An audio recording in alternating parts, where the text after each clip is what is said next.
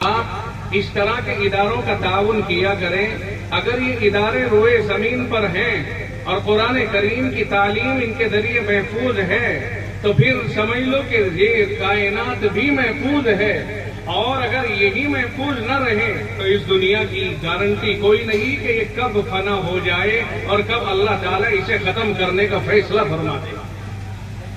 آپ خوب اندازہ لگائیے کہ ہماری کوٹھیاں تو ہو سکتی ہیں بڑے بڑے، ابھی چند سالوں کی بات ہے، ہم نے دیکھا یہی جہاں یہ سامیہ کالونی بنی ہوئی ہے یہاں پر کھیت تھے اور یہاں کھیتیاں ہوا کرتی تھی، لیکن چند ہی سالوں میں ہم نے دیکھا کہ یہاں پر کروڑ روپے کی کوٹھیاں، اور کوئی باہر کے نہیں ہمارے ہی شہر کے لوگوں کی کوٹھیاں ہیں الحمدللہ۔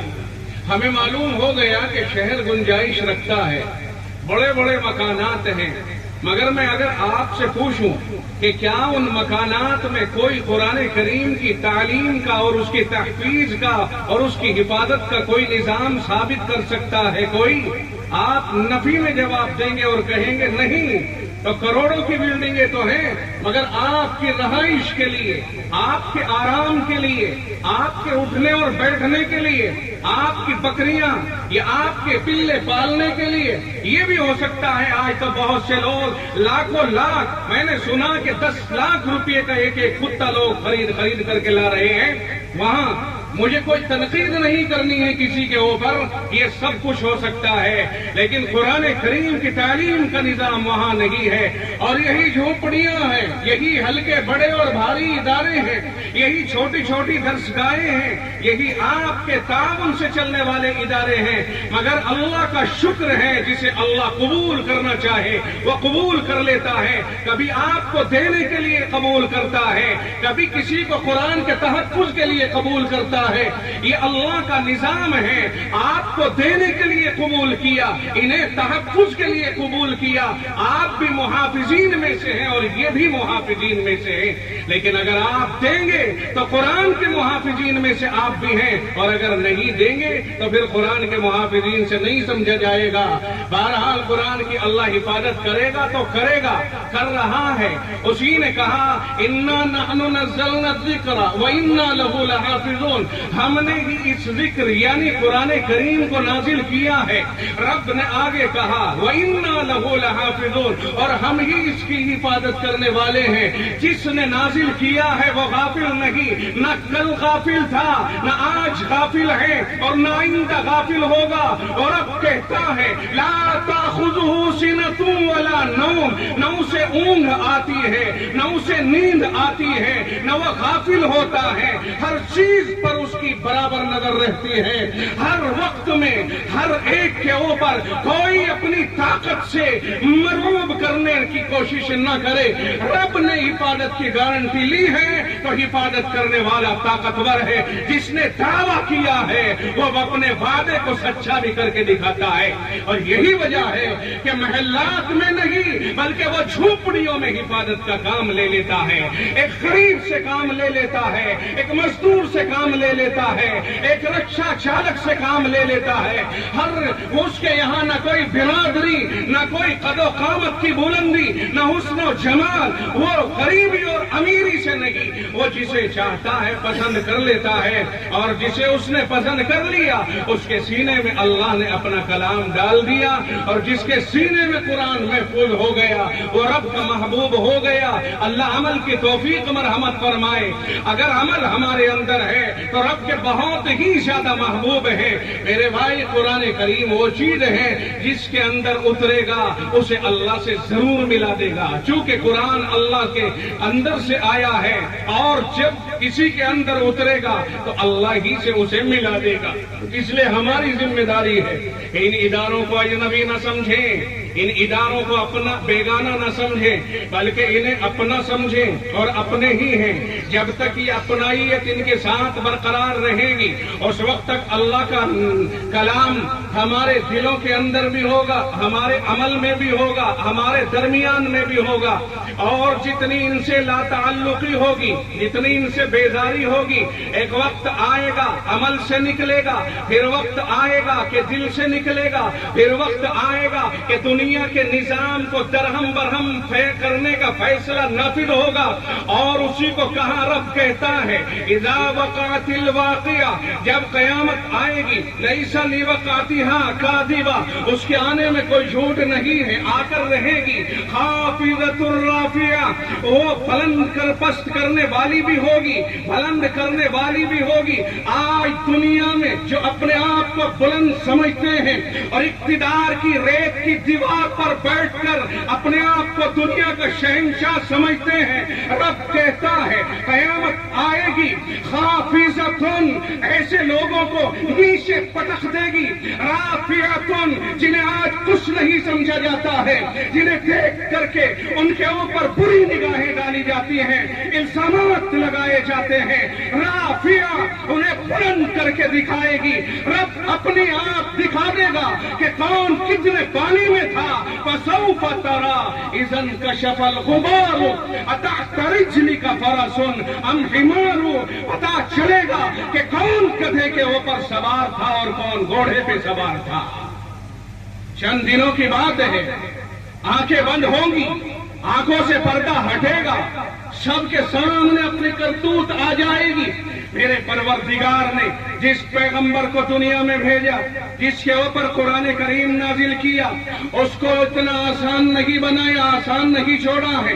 تعجب ہوگا آپ کو کہ جناب مصطفیٰ کائنات سے پہلے رب ذوالجلال نے وہی نازل فرمائی، مگر نظام اور حفاظت کا بندوبست، اس کا طریقہ کار کچھ اور تھا، اور آقا نامدار کی آمد کا موقع آتا ہے تو اللہ نے حفاظت وحی کا کچھ اور نظام مرتب کر دیا ہے۔ آپ کی آمد سے پہلے یہ جنات ایک دوسرے کے ساتھ تعاون کر کے آسمان کے قریب پہنچ جاتے تھے، انہوں نے سما میں بیٹھتے، فرشتوں کی گفتگو سنتے، آ کر کے لوگوں کو بتاتے، کاہنوں کو بتاتے، ایک میں 99 جوڑ کر کے 100 جھوٹ بنا کر کے وہ لوگوں کا بے وقوف بناتے، مگر باری آتی ہے نزول قرآن کی، باری آتی ہے مصطفیٰ کائنات کی، باری آتی ہے آمنہ کے لخت جگر امام الانبیاء کی، باری آتی ہے شہنشاہ کائنات کی، رب ذوالجلال نے نظام ہی بدل ڈالا، آسمانوں پر پہرے بٹھا دیے گئے۔ قرآن کریم کہتا ہے وَأَنَّا كُنَّا نَقْعُدُ مِنْهَا مَقَاعِدَ لِلسَّمْعِ فَمَن يَسْتَمِعِ الْآنَ يَجِدْ لَهُ شِهَابًا رَّصَدًا۔ رب کہتا ہے جنات کا ہی مقولہ پیش کرتے ہوئے سورہ جن کے اندر اللہ نے فرمایا، یہ جنات خود کہہ رہے ہیں ہم اوپر جا کے بیٹھتے تھے، وہاں سے سنا کرتے تھے، مگر اب عالم یہ ہو گیا کہ کوئی وہاں سننے کے لیے جاتا ہے فرشتوں کے چرچے کو، فرشتوں کی گفتگو کو، تو اب تو یہ ہوتا ہے کہ اپنی تاک میں ایک انگارہ پاتا ہے، ادھر ہم پہنچتے ہیں، ادھر انگارہ ہمارا تعاقب کرتا ہے اور ہمیں جلا کے خاکستر کر دیتا ہے۔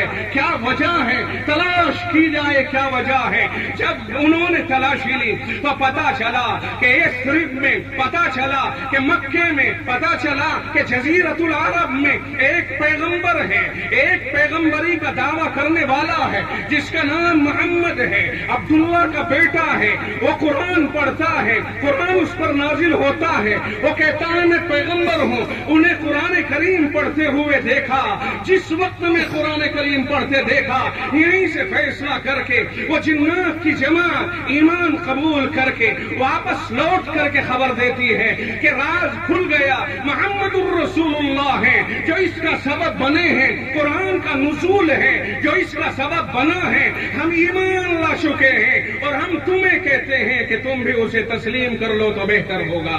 یہ ان کا تبصرہ تھا جب رسول اکرم صلی اللہ علیہ وسلم پر اللہ نے قرآن نازل کیا تو آپ کو یوں ہی نہیں بلکہ آپ سے ارشاد فرما دیا گیا، میرے مصطفیٰ آپ کائنات کے کونے کونے کے پیغمبر ہیں، آپ آسمان و زمین کے پیغمبر ہیں، آپ ہر چیز کے پیغمبر برابر ہیں. اور رب نے یوں بھی کہا آپ کی زندگی میں لوگ آپ کے دشمن تھے اور ان دشمنوں نے آپ کے چاروں طرف تلوار لے کر کے آپ پہ حملہ کرنے کی سازش کی تھی. جی ہاں، جس وقت میں آپ نے ہجرت فرمائی ہے آپ کے چاروں طرف تلواریں تھیں، مگر محمد الرسول اللہ کو رب نے کہہ دیا تھا واللہ یعصمک من الناس، میں آپ کو یعنی اللہ آپ کو لوگوں سے بچائے گا، کوئی آپ کا بال بیکا نہیں کر سکے گا. جب اللہ نے آپ کی ذات کا دفاع کیا ہے، جب اللہ نے آپ کی ذات کو لوگوں کے حملوں سے بچایا ہے، تو آپ کی بات کو بھی لوگوں کے حملوں سے بچایا ہے. محدثین کھڑے کر دیے، علماء کھڑے کر دیے، مفسرین کھڑے کر دیے. جو آپ کا دفاع کر رہا ہے کہتا ہے واللہ یعصمک من الناس، اللہ آپ کو کائنات کے لوگوں سے ہی محفوظ رکھے گا. اب آپ کی تشریف جا چکی ہے، آپ کائنات میں اپنی قبر اطہر میں آرام فرما ہے، زندہ ہے.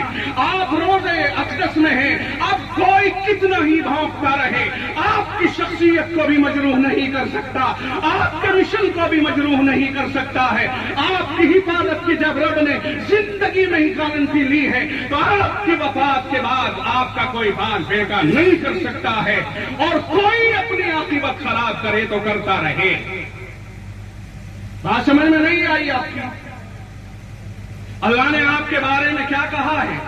قرآن سے پوچھئے کیا کہا ہے. قرآن کریم کہتا ہے وَمَا أَرْسَلْنَاكَ إِلَّا رَحْمَةً لِّلْعَالَمِينَ. مصطفیٰ آپ اتنے ہلکے نہیں ہیں، آپ کو ہم نے رحمت للعالمین بنایا ہے. اللہ نے آپ کی دھاک بٹھانے کے لیے یہ جملہ ارشاد نہیں فرمایا، بلکہ اللہ نے آپ کے رحمت، آپ کے رحم والا ہونے کو ذکر فرمایا ہے کہ آپ کسی کے لیے ظالم نہیں ہیں، آپ کو رحمت ہے، آپ کو پیار تقسیم کرنے والے ہیں. یہی وجہ ہے جب محمد الرسول اللہ نے یوں فرما دیا لا تأذنوا لمن لم يبدأ بالسلام، اور توجہ کے ساتھ اس مضمون کو سماعت کیا جائے. میں بہت دیر آپ کے سامنے نہیں ٹھہروں گا، میں صرف 15 منٹ اور بات چیت کروں گا. مجھے صرف 45 منٹ ملے تھے اور یہ میرے لیے زیادہ ہیں ان اکابر کی موجودگی میں. مجھ جیسے بے بزاد کو 10-15 منٹ ملتی تو بھی ہم سمجھتے کہ وہ زیادہ ہی تھی. میری عرض کرنے کا منشا یہ ہے کہ رب ذوالجلال نے آقا رحمت صلی اللہ علیہ وسلم کو رحمت للعالمین بنایا تو آپ نے گفتگو کے شروع میں ہی اپنی رحمت کا مظاہرہ فرمایا. آپ روایتیں پڑھیے، آپ حدیثیں پڑھیے، آپ میرے مصطفیٰ کے انداز بیان کو سنیے. آپ نے ارشاد فرمایا او لوگو لا تأذنوا لمن لم يبدأ بالسلام، زبان سے گفتگو کرنے کی کسی کو اجازت مت دینا. کب تک میرے محبوب؟ فرمایا لمن لم يبدأ بالسلام، جو آدمی آپ کے سامنے سلام سے گفتگو کا آغاز نہ کرے، یعنی وہ سلام نہ کرے آپ کو بولنے سے پہلے، بات کرنے سے پہلے، گفتگو کرنے سے پہلے. اگر کوئی آپ کو سلام نہیں کرتا ہے تو محبوب کی ہدایت یہ ہے لا تعزنوا، اسے بات کرنے کی اجازت نہ دو، اسے اندر آنے کی اجازت نہ دو، اسے زینت محفل بننے کی اجازت نہ دو. کیا کریں؟ آقا نامدار صلی اللہ علیہ وسلم نے فرمایا سلم علی من عرفت ومن لم تعرف، اور سلام کر چاہے تو اسے پہچانتا ہے تب بھی اور نہیں پہچانتا ہے تب بھی. تیری ذمہ داری ہے کہ تو سلام سے اپنی گفتگو کا آغاز کر. اللہ کے نبی علیہ السلام نے فرمایا افشوا السلام، اور سلام کی بات کو عام کرو، سلام کو عام کرو. سلام کے معنی ہے تمہارے اوپر سلامتی ہو. آج مجمع میں کوئی بھی ہے، آس پاس میں کوئی بھی ہے، کھڑا ہے یا بیٹھا ہے، کسی بھی مذہب سے تعلق رکھنے والا ہے، وہ ذرا اس مضمون پر توجہ ڈالے. محبوب کبریا جناب محمد الرسول اللہ صلی اللہ علیہ وسلم کو اللہ کی طرف سے ہدایت ملی. محمد الرسول اللہ نے اپنی زبان مبارک سے اس کا اظہار فرمایا کہ گفتگو کا آغاز ہو تو تم سلام کر کے کرو. تم کسی کے گھر میں جاؤ تو سلام کرو، تم کسی سے بات کرو تو سلام کرو، بیوی سامنے آئے سلام کرو، بیٹا سامنے آئے سلام کرو، چھوٹا سامنے آئے سلام کرو، بڑا سامنے آئے سلام کرو. غرض یہ کہ ہر موقع پر آپ کی زبان سے سلام سلام ہی نکلنا چاہیے. کیوں؟ کیا فائدہ ہے اس کا؟ فائدہ یہ ہے کہ اللہ تعالیٰ نے جب سلام کا حکم دے دیا وَإِذَا حُيِّيتُم بِتَحِيَّةٍ فَحَيُّوا بِأَحْسَنَ مِنْهَا أَوْ رُدُّوهَا، جب تمہیں سلام کیا جائے وَإِذَا حُيِّيتُم بِتَحِيَّةٍ، جب تمہیں زندگی کی دعا دی جائے، مراد ہے سلام. جب تمہیں سلام کیا جائے تو تمہاری ذمہ داری بنتی ہے فَحَيُّوا بِأَحْسَنَ مِنْهَا، اس سے بہتر انداز میں سلام کا جواب دو. أَوْ رُدُّوهَا، یا کم از کم جتنا اس نے سلام میں الفاظ استعمال کیے ہیں اتنا ہی سلام میں الفاظ استعمال کر دو. یہ ہے آپ کو کسی نے کہا السلام علیکم، آپ اس سے بہتر انداز میں جواب دیں گے وعلیکم السلام ورحمۃ اللہ. اگر آپ کو کسی نے کہہ دیا ورحمۃ اللہ بڑھا کے والے السلام علیکم ورحمۃ اللہ، تو آپ اس سے بہتر آپشن آپ کے لیے ہے کہ آپ وعلیکم السلام ورحمۃ اللہ وبرکاتہ کہیے. اور اگر کسی نے السلام علیکم ورحمۃ اللہ وبرکاتہ کہا تو راجح بات یہ ہے انتہا السلام علی البرکہ کہ وبرکاتہ پر سلام ختم ہو گیا، اور اب آپ جواب میں وعلیکم السلام بھی لوٹا دے تب بھی آپ کو اتنا ہی ثواب ملے گا، اور ورحمۃ اللہ وبرکاتہ بھی کہہ دے تب بھی آپ کو اتنا ہی ثواب ملے گا. اور یہ روایت سے ثابت ہے، ترمذی شریف میں یہ روایت موجود ہے. بہرحال عرض کرنا یہ ہے کہ سلام کو رواج کیوں دیا گیا ہے، تو اس سلسلے میں توجہ رہے اور اسے دوسروں تک بھی پہنچانے کی کوشش کریں. سلام کے معنی ہے کہ میری طرف سے تیرے اوپر سلامتی ہی سلامتی ہو، یعنی میری طرف سے تجھے کوئی خوف کرنے کی ضرورت نہیں ہے، تو میری طرف سے مطمئن رہنا. السلام علیکم، تمہارے اوپر سلامتی ہی سلامتی ہو، 24 گھنٹے سلامتی، ساری زندگی سلامتی، یعنی میری طرف سے کوئی ذہن میں تشویش لانے کی ضرورت نہیں، تو تیرے اوپر سلامتی ہی سلامتی نازل ہو. اور آپ بتائیے کہ جس مذہب کا نعرہ ابتداءً یہی ہو کہ آپ کو گفتگو کرنے تک کی اجازت نہیں ہے جب تک کہ آپ سلام نہ کر دے، سلامتی کی دعا نہ دے دے، اس مذہب کے اوپر کسی بھی طرح سے آتنکی ہونے یا دہشت گرد ہونے کا الزام کیسے لگایا جا سکتا ہے؟ جس مذہب میں گفتگو کی ابتدا سلامتی کی دعا سے ہو رہی ہے، اس مذہب کے اوپر اگر کوئی آتنکی ہونے کا الزام لگاتا ہے یا اس کی معلومات کی کمی ہے، اور بھائی تم میرے پاس آؤ تو شاید سمجھ سکو گے مجھے، تم میرے پاس آؤ تو شاید سمجھ سکو گے مجھے. یہ فاصلے تو دوریاں بڑھاتے ہیں. جب ہم میں آپس میں تعلق ہوگا، ایک دوسرے سے میل ملاقات ہوگی تو ایک دوسرے کی خو کو پہچانیں گے بھی، اور جب ہمارے تعلقات ہی دور ہوں گے تو ہم ایک دوسرے کی عزت اور احترام کے بارے میں بھی نہیں سمجھ سکیں گے. یہ جو کچھ ہو رہا ہے ہمارے قرب کے کم ہونے کا نتیجہ محسوس ہو رہا ہے. شاید اگر ہم ایک دوسرے سے قریب ہو جائیں، دعوتیں کھا لیتے ہیں، تجارتی تعلقات ہو جاتے ہیں، لیکن دینی اعتبار سے ہم متاثر ہو جاتے ہیں. متاثر مت ہو، مؤثر بنو.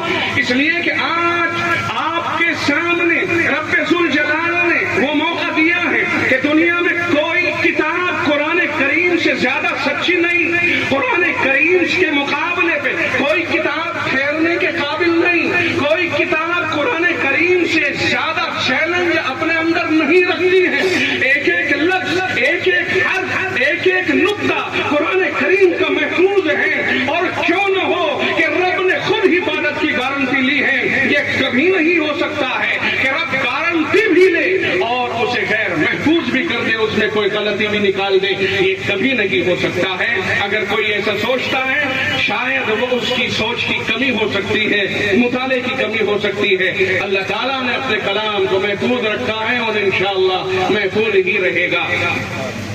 جناب محمد الرسول اللہ صلی اللہ علیہ وسلم کو اللہ رب العزت نے جس مقام پر بنایا ہے اور کائنات کے لوگوں کو چیلنج کیا جا سکتا ہے. مقتدا سب کے قابل احترام، انسان ہے، اور اسلام سب کے مقتداؤں کی عزت کرنے کی کہتا ہے.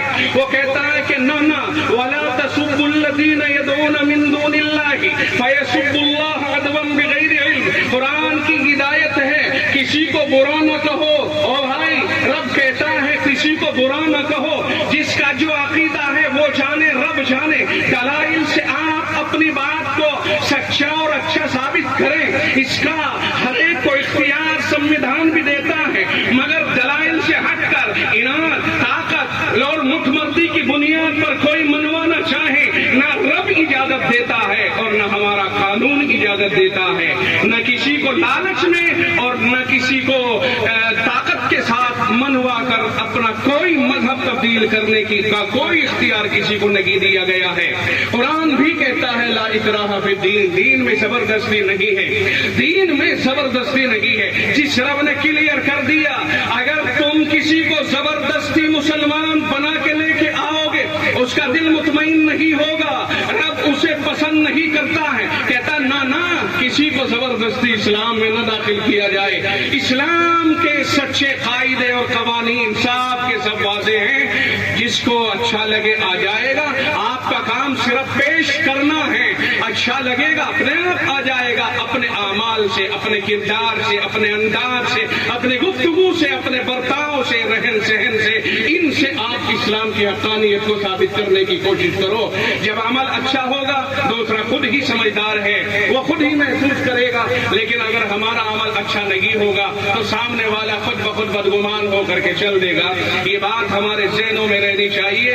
اصل عمل ہے، معلومات پر فخر کرنے والے تو 360 پھرتے ہیں، عمل اصل ہے، دیانت اصل ہے، امانت اصل ہے، ایک دوسرے کا احترام اصل ہے، یہ چیزیں ہیں اصل، ان کو اپنی زندگیوں کے اندر اتارنے کی ضرورت ہے۔ میں جناب محمد الرسول اللہ صلی اللہ علیہ وسلم کو چونکہ رب نے رحمت للعالمین بنایا ہے تو آپ کی ایک ایک چیز کی حفاظت اس طرح کی گئی ہے کہ دنیا میں کسی کی اس طرح حفاظت نہ ہوئی۔ آپ کے سر اقدس کے یہاں تک کہ کتنے بال سفید ہیں وہ بھی محفوظ ہیں کتابوں میں، آپ کی ریش مبارک میں سفید بال کتنے تھے وہ بھی محفوظ ہیں، آپ کی پیشانی مبارک، آپ کی بھومیں، آپ کے رخسار، آپ کی لبیں، آپ کا داغ، آپ کی ناک مبارک، ناک کا بانسا، آپ کے گفتگو کرنے کا طور و طریق، آپ کے دانتوں کے اندر درمیان میں کوئی کشادگی تھی کہ ملے ہوئے تھے، یہ سب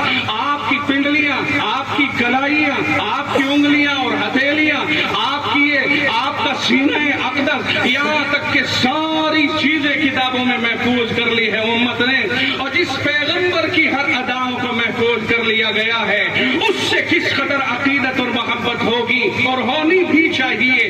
یہ صرف اور صرف جناب محمد الرسول اللہ صلی اللہ علیہ وسلم کا ہی خاصہ ہے کہ آپ کو اللہ نے ایسے افراد عطا فرمائے، ایسی امت عطا فرمائی ہے جو آپ کے اوپر اتنی فدا ہونے والی ہے، آپ سے پہلے اتنی فدا کسی کو نہیں ملی ہے جو آپ کو ملی ہے، آپ کی ہر چیز کو محفوظ کر لیا، ہر ادا کو محفوظ کر لیا، یہاں تک کہ صحابہ بیٹھ جاتے لوٹا بھر کے پانی لے کے اور جمع ہو کے کہتے، ایک صحابی کھڑا ہوتا لوٹا ہاتھ میں اٹھاتا کہتا میں تمہیں رسول اللہ کا نماز وضو کرنے کا طریقہ بتاتا ہوں، انا اعلم بوضوء رسول اللہ صلی اللہ علیہ وسلم، آپ کے وضو کرنے کا طریقہ بتلاتا، وہ سب دیکھتے تصدیق کرتے، کوئی کھڑا ہوتا مصلی بچھاتا اور کہتا انا اعلمکم بصلاۃ رسول اللہ صلی اللہ علیہ وسلم، اور لوگوں میں تم میں محمد الرسول اللہ کے نماز پڑھنے کا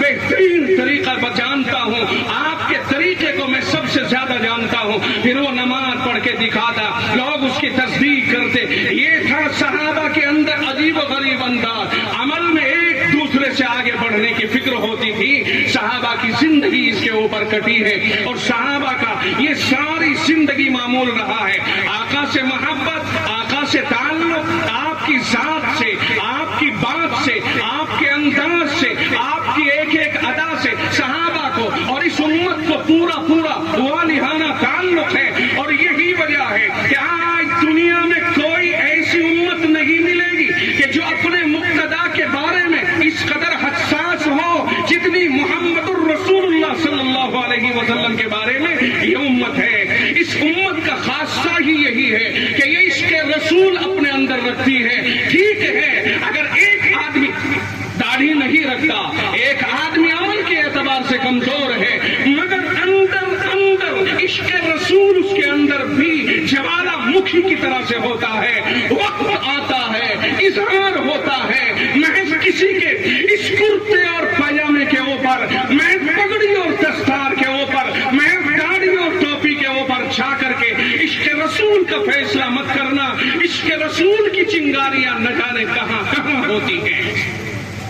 میرے بھائی بہت کچھ ہے، ابھی امت کے اندر بہت کچھ ہے، اللہ کا شکر ہے اور اللہ کا فضل ہے، امت عشق رسول میں ڈوبی رہتی ہے۔ اللہ اس عشق کو پروان چڑھائے، اور کیوں نہ ہو کہ آقا کے اندر وہ ساری خوبیاں ہیں، چاہے حسن و جمال ہو، چاہے کمال ہو، چاہے قرابت ہو، چاہے احسان ہو۔ دنیا میں کوئی اتنا حسین نہیں تھا جتنا محمد الرسول اللہ کو اللہ نے حسن دیا، دنیا میں کوئی اتنا باکمال نہیں تھا جتنا اللہ نے محمد الرسول اللہ کو کمالات سے نوازا۔ اگر پانی پر ہتھیلی رکھ دی تو انگلیوں سے پانی کے فوارے چلنے لگ گئے، اگر لعاب دہن ایک دیگچی میں لگا دیا، برکت کی دعا کر دی، 1000 آدمی کھا جائیں سالن کم نہ ہو۔ اگر آقا اپنے تیر کو کنویں میں گاڑ دیں، وہ خشک کنواں پانی سے ابل کر کے اوپر آ جائے۔ اگر آقا کسی اونٹنی پر سواری کریں تو جب تک آپ سوار رہیں اونٹنی پیشاب و پاخانہ نہ کریں۔ اگر آپ کی ساری زندگی کو دیکھے کمالات سے بھری پڑی ہے، آپ کی قرابت کائنات میں ہر ایک سے زیادہ مومنین سے ہے۔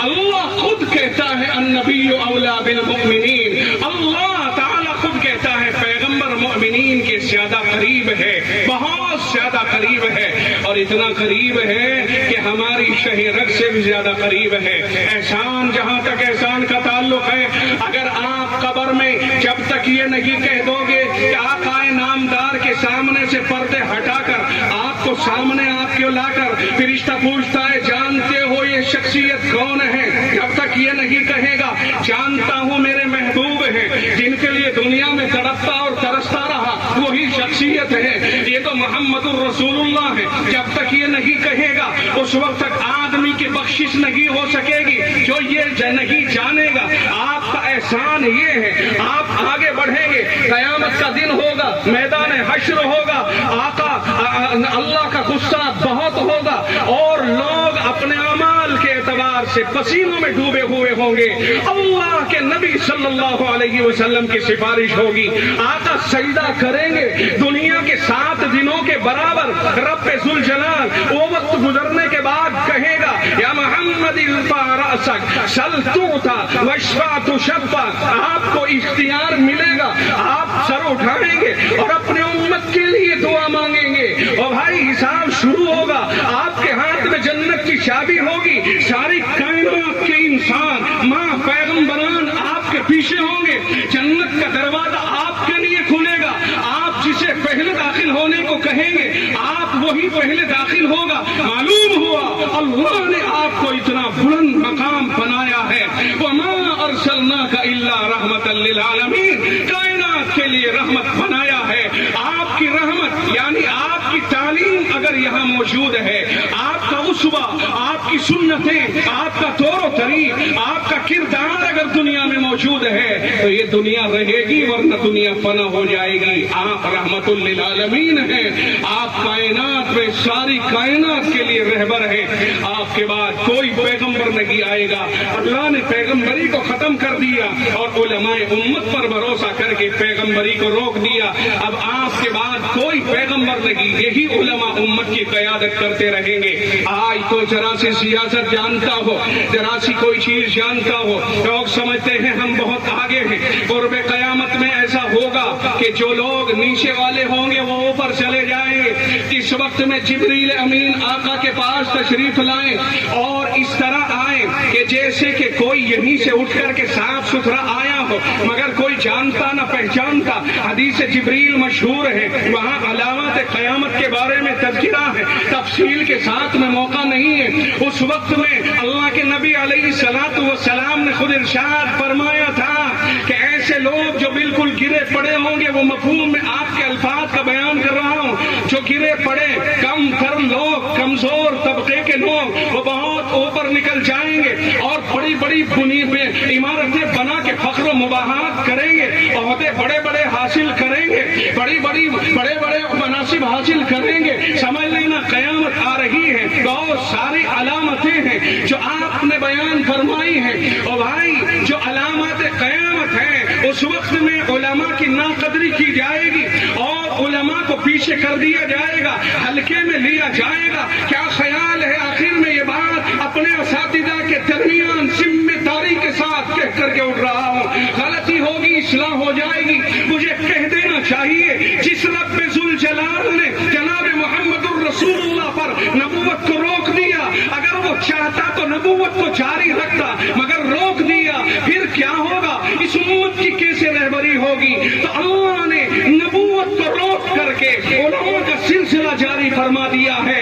جس رب نے قرآن کریم کو علماء کے حوالے کر دیا ہے، جس رب نے محمد الرسول اللہ سے کہلا دیا ہے ان العلماء ورثۃ الانبیاء، علماء نبیوں کے وارث ہیں، اگر مورث گمراہ نہیں ہے تو وارث کس طرح گمراہ کہا جائے گا؟ اور اس طرح سے سب کے لیے نہیں عرض کر رہا ہوں، علماء حق کائنات میں ہمیشہ رہیں گے۔ جس رب نے قرآن ان کے حوالے کیا ہے، میں اور آپ کون ہوتے ہیں ان کے اوپر سے اعتماد اٹھانے کی بات کرنے والے؟ بات سمجھ میں نہیں آئی؟ قرآن کریم اللہ کے نبی صلی اللہ علیہ وسلم کے زمانے میں جمع نہیں ہوا تھا، بلکہ لوگوں کے پاس لکھا ہوا محفوظ تھا، مگر اس شکل میں جو ہمارے سامنے ہے جمع نہیں ہوا تھا۔ حافظ تھے، سینوں میں محفوظ تھا، لوگوں کے پاس، متعدد لوگوں کے پاس لکھا ہوا تھا، مگر اللہ نے حبیب پاک کو اٹھا لیا، بلا لیا اور لوگوں کے درمیان قرآن کریم کو یوں ہی چھوڑ دیا۔ اب صدیق اکبر کا دور آتا ہے، آج صدیق اکبر نے قرآن کریم کو جمع کرایا، فاروق اعظم وغیرہ اور زید بن ثابت وغیرہ، یہ لوگ قرآن کریم کو جمع کرنے کے لیے کمیٹی بنا دی گئی۔ اس کے بعد اللہ نے حضرت عثمان غنی رضی اللہ تعالیٰ عنہ کے دور میں قرآن کریم کی ترتیب میں، اور وہ اس وقت میں سب کچھ اکٹھا تھا اور یہاں الگ ترتیب دے دی گئی، سورتوں کو الگ کر دیا گیا، پاروں کو الگ کر دیا۔ پھر اس کے بعد اللہ نے قرآن پوری دنیا میں برقرار رکھا اور آج تک محفوظ ہے، آج تک محفوظ ہے۔ یہ قرآن کریم جس پر اللہ نے بھروسہ کیا تھا، علماء امت پر صحابہ علماء تھے، نبی کے پاس رہتے تھے اس لیے صحابہ ہیں، نبی کی صحبت حاصل تھی اس لیے صحابہ ہیں، اور علم ان کے پاس تھا اس لیے علماء امت ہے، پہلے علماء ہیں وہی۔ پھر یہ قرآن آج تک انہی کے پاس میں ہے۔ جب رب نے ان پر بھروسہ کیا ہے، امت ان کے اوپر بھروسہ اٹھائے، ہم سمجھتے ہیں کہ یہ اچھی سوچ نہیں ہوگی۔ اللہ تعالیٰ حفاظت کے ساتھ رکھے، اس امت کی حفاظت کرے اور پوری امت مل جل کر کے اسلام کا تحفظ کرتی رہے، اپنا حق ادا کرتے رہے، اس لیے کہ ہمیں اسلام پر باقی رہنا یہ ہماری ذمہ داری اور مجبوری بھی ہے۔ ہم اسلام سے برگشتہ ہو جائیں، اللہ کی ہمیں اسلام پر رکھنا کوئی مجبوری نہیں ہے۔ وقت اور حالات آتے جاتے ہیں، بدلتے رہتے ہیں، چنگیز خاں آیا، تاتاری آئے، ایک سے ایک ظالم آیا دنیا میں، مگر واپس لوٹ گئے، زمین کے اندر پیوند خاک ہو گئے۔ اللہ تعالیٰ اس دنیا کو یوں ہی اوپر نیچے چلاتا رہتا ہے۔ اسلام ہمیشہ سے سربلند تھا، سربلند رہے گا، اور یہ اسلام ہے ہی الحق یعلو ولا یعلا، الاسلام یعلو ولا یعلا، اسلام غالب رہتا ہے، مغلوب نہیں ہوتا ہے۔ اللہ تعالیٰ ہماری حفاظت فرمائے۔ آپ حضرات سے اخیر میں گزارش ضرور کرتا چلوں کہ یہ ادارہ آپ کا ادارہ ہے، آپ کی محبتوں کا منتظر ہے۔ آپ کی محبتیں اگر اس ادارے کے ساتھ یوں ہی برقرار رہی اور دوسرے سبھی اداروں کے ساتھ برقرار رہی، ہم نے پچھلے دنوں میں دیکھا ہے کہ آپ کی اور قوم کی اور شہریوں کی محبت کس قدر ہوتی ہے اداروں سے۔ ہمارے جامعہ، بلکہ ہمارے کیا ہے، آپ کا جامعہ عربیہ خادم الاسلام یہی ہے، آپ کی نگاہوں کے سامنے ہے۔ ذرا ایک آواز نکالی تھی علاقے میں، اس آواز کو بلند کیا، نمائندے پہنچے، اللہ کا شکر ہے وہ تقریباً 6 کروڑ سے زیادہ کی زمین اللہ نے مدرسے کی طرف کرائی ہے۔ آج اللہ کا شکر ہے بینامہ مدرسے کے پاس ہے اور وہ زمین مدرسے کی ہوئی۔ آگے اللہ تعالیٰ کامیابی عطا فرمائے۔ حضرت معتمن صاحب فرما رہے تھے نقشہ بننے کے لیے گیا ہوا ہے، جو تعمیر اس کے اندر ہوگی جلد ہی وہ نقشہ آ جائے گا اور پھر تعمیر بھی اللہ تعالیٰ شروع کرا دے گا۔ تو ہم نے اندازہ ہی نہیں بلکہ خوب تجربہ کیا ہے کہ اس شہر میں، اس علاقے میں اپنے ان اداروں سے، چھوٹے بڑے اداروں سے محبت کرنے والے الحمدللہ خوب موجود ہیں، والہانہ محبت رکھنے والے موجود ہیں۔ اگر آپ کی محبتیں نہ ہوتی تو یہ ادارہ یہاں کیسے موجود ہوتا؟ اگر آپ کی محبتیں نہ ہوتی یہ خادم الاسلام اتنا بڑا